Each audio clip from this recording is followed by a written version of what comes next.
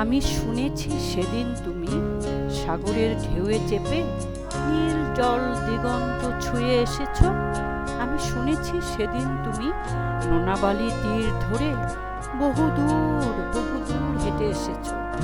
আমি কখনো যাইনি জলে, কখনো ভাসিনি নীলে, কখনো রাখিনি চোখ ডানা মেলা গাং চেলে।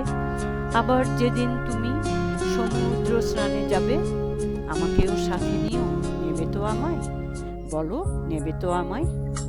আমি শুনেছি সেদিন নাকি তুমি তুমি তুমি মিলে তোমরা সদল বলে সভা করেছিলে, আর সেদিন তোমরা নাকি অনেক জটিল ধাঁধা, না বলা অনেক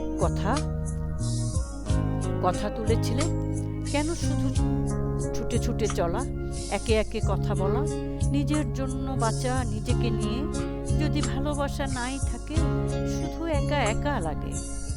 কোথায় শান্তি পাবো, কোথায় গিয়ে?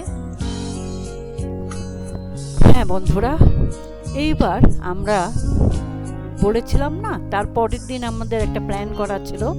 পরের দিন সকালে উঠে আমরা কিছুক্ষণ হেঁটে তারপরে নাস্তা করে আমরা রওনা দিয়েছি। রোকে আপু বলল, চলো আমরা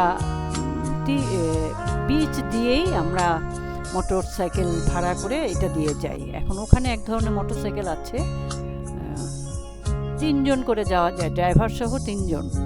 বিচ ধরে ধরে তারা এগোবে। কিন্তু ইনানি থেকে রোকে আপু প্রথম প্ল্যান করেছিল টেকনাফ, কিন্তু এত রোদ, উনি পরে প্রোগ্রাম বাতিল করে দেয়। পরে আমরা আবার ঘুরে এসে ওখান থেকে কক্সবাজার যাব, এটাই প্ল্যান হয়। কিন্তু বিচ ধরে ধরে কিন্তু আগানো সম্ভব হয় না, কারণ কিছু কিছু জায়গায় এত পানি থাকে যে পুরো বিচ দিয়ে ওই গাড়িতে আসা যায় না। কিছু কিছু রাস্তায় কিছু সময় ওই গাড়ি রাস্তায় উঠে যায়, তারপরে আবার অনেকটা পথ গিয়ে আবার বিচে নামে। এভাবে করে করে রোকে আপু এক পর্যায়ে হাঁপিয়ে গেলেন, উনি নেমে গেলেন হিমছড়িতে। ওনাকে নামিয়ে দিয়ে আমরা চলে গেলাম হিমছড়ি থেকে 12 কিলোমিটার দূরে কক্সবাজারে। কারণ কক্সবাজারে না গেলে ওখানে ভিজতে অন্যরকম মজা, কারণ অনেক মানুষ একসাথে থাকে। সেখানে গিয়ে পানির ভিতরে নামতে কোনো ভয় লাগে না। অনেকটা পথ হেঁটে যাওয়া যায়, হাঁটু পর্যন্ত এই জল থাকে।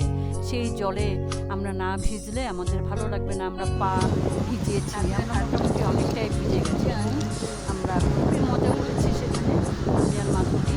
তারপরে এক সময় আমরা অনেকটা সময় ওখানে কাটিয়ে পরে আমরা আবার একই বাহনে করে হিমছড়িতে এসে রোকে আপুকে পিক করলাম। তারপর ওখান থেকে আমরা চলে গেলাম মারমেডে।